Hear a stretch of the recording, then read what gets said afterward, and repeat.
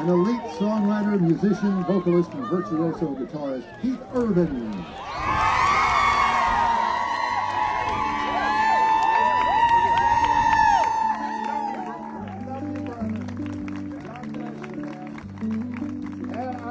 I will say, if you will,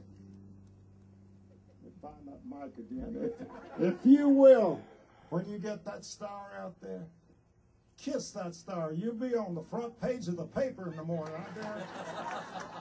Love you, Pete. Thank you very much.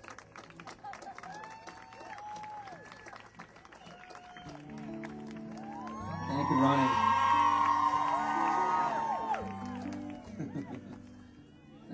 Thank you.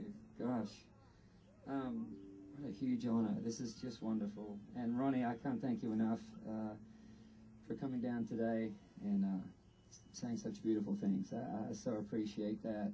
I mean, there's so many people that have guided me to this point, but, you know, artists that I grew up listening to in Australia, Ronnie, you were so amongst them all. And I think it's that contemporary side of this genre, which is so multifaceted, that really brought me to this town. And I was thinking about when I first came, which was in 1989, none of these buildings, I'm looking around and nothing was here. I mean, not the arena, not the Hilton, not the AT&T building, I mean, nothing around here was here. The Renaissance Hotel was the tallest building in town, I seem to recall. But I brought a demo tape with me with about 4 or 5 songs, and I walked up and down 16th and 17th Ave and took it into a lot of people that would, well, when I say a lot, about 4, that would see me. And nobody really listened to it. They did enough to know it wasn't worth listening to. And but in the process of that, the second I got here, I loved this town. I grew up with all these records in my my dad's record collection, and on the back of them it all said recorded in Nashville, Tennessee. So as a 7-year-old boy, I just went, well, that's where I'm going to go to make music, is Nashville, Tennessee. Wherever that is, I'm going there. And I didn't know how I'd get here, when I would get here, but that was it. It was so deeply predestined for me to come. And from artists like Ronnie that I grew up listening to, and songs I played in my cover bands, I just wanted to come to this magical place. And I remember coming, and it was May, June of '89, and it was Magic Town for me. And Music Row was the most magical little village, and I didn't want to go back to Australia. I just wanted to stay there, and so, you know, what happened was I played my demo to all these people, and I didn't get anybody liking anything, and I went back to Australia and sort of made a plan for when to come back. How should I come back? How can I do it? And I got one letter from a lady called Mary Martin, who was the head of A&R RCA Records at the time, and she sent that letter to me in Australia. And I remember just being excited that there was something from Nashville that arrived for me. And she said in the letter that I listened to your music and I really enjoyed it. Unfortunately, right now, country music is in a traditional cycle, and your music doesn't really suit that. But I hope you can come back to Nashville and find a home, and just keep doing what you're doing.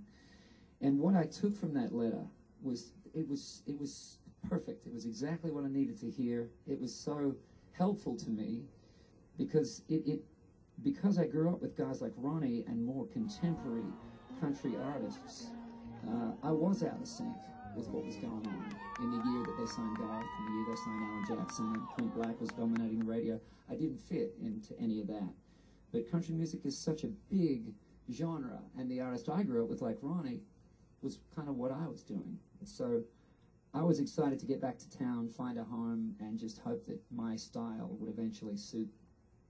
And for however many years it took, and there was a lot of them, I was grateful that this town was a great place to live in, and still is. And even more so, this town, this will be 20 years next year since I moved here, and I've had the absolute lowest lows of my life and the complete highest of highs have all happened in Nashville. And some of those great parts have been meeting people, and a lot of them are here today, sitting on the bride's side of the aisle. I think, I wasn't sure which side of the church to put them on, but there they are.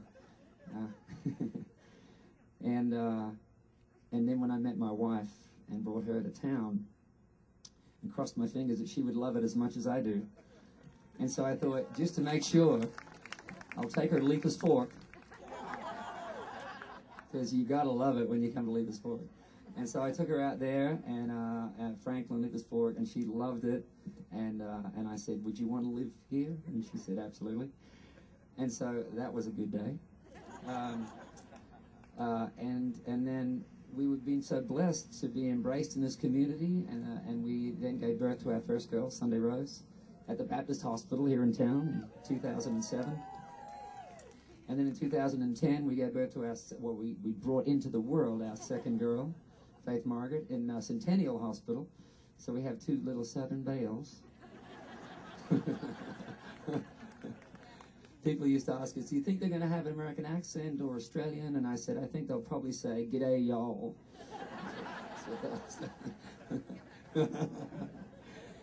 But to come from just that beginning to this and seeing these stars on the Walk of Fame and being next to Bill Anderson and Reba McEntire, I mean, good Lord, this is, it's quite surreal. And to have Ronnie Millsap inducting me is quite surreal. And so for anybody out there that's from any little hamlet on the whole horizon who has any aspirations to come to town, it's absolutely doable. If some little kid from some small nowhere town in the middle of Australia can do it, you absolutely can do it too. So thank you very much, Ed. Thank you, everybody at GAC. Butch, thank you to all you and your fine gang for this honor. And Bill, thank you. And to everybody out there, the fans especially, I really appreciate your all support.